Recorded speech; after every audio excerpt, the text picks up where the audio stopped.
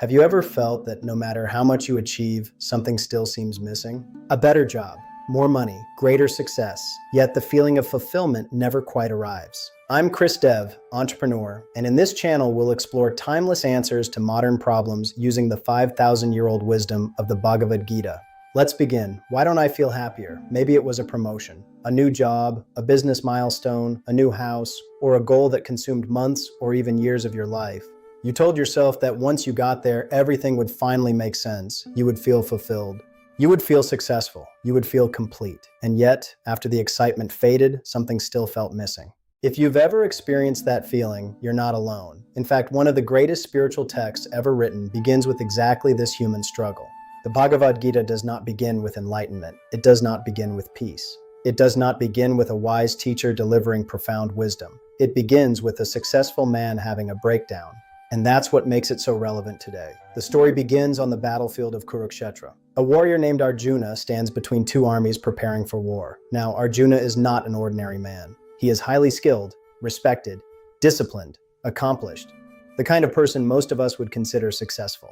If Arjuna lived today, he might be a senior executive, an entrepreneur, a military leader, a top athlete, or a respected professional. Someone who has done everything right, someone who has worked hard, someone who has earned his place. Yet at the most important moment of his life, something unexpected happens. He freezes. His confidence disappears. His certainty vanishes. And suddenly he no longer knows what to do. The Bhagavad Gita describes this moment in chapter 1. Listen to these words carefully. Bhagavad Gita, chapter 1, verses 28 and 29.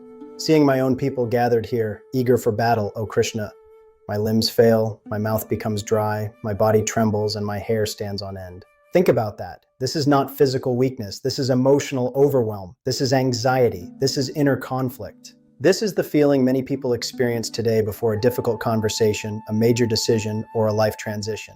The battlefield may have changed. Human nature has not. What makes this moment fascinating is that Arjuna's problem is not a lack of capability. He already possesses the skills. He already possesses the knowledge. His problem is something much deeper. He has lost clarity.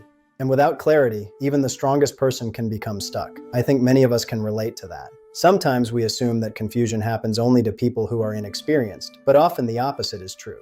The more successful we become, the more complex our decisions get. We start asking bigger questions. Why am I doing this? Is this success actually making me happy? Am I pursuing my goals or someone else's expectations? These are not signs of failure. These are signs of awakening. And this is where the Bhagavad Gita becomes incredibly practical, because the Gita is not merely a book about religion. It is a conversation about decision-making, purpose, leadership, fear, responsibility, and finding meaning in uncertainty.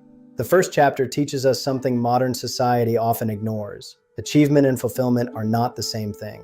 You can achieve a great deal and still feel empty. You can win and still feel lost. You can have everything and still feel conflict on the inside. Arjuna's crisis forces us to confront an uncomfortable truth. Success alone cannot answer life's deepest questions. Success can improve your circumstances, but it cannot tell you who you are.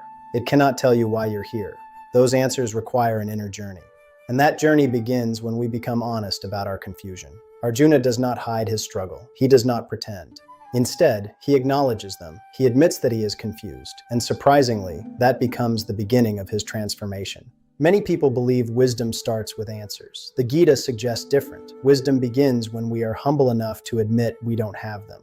Maybe the moments when we feel lost are not signs that we are failing. Maybe they are invitations to look deeper. Maybe confusion is the doorway to wisdom. The Bhagavad Gita begins with a warrior who appears strong on the outside but feels lost on the inside. Thousands of years later, that experience remains human. Thank you for spending these few minutes with me. If you found this valuable, consider subscribing. Until then, take care and keep seeking wisdom.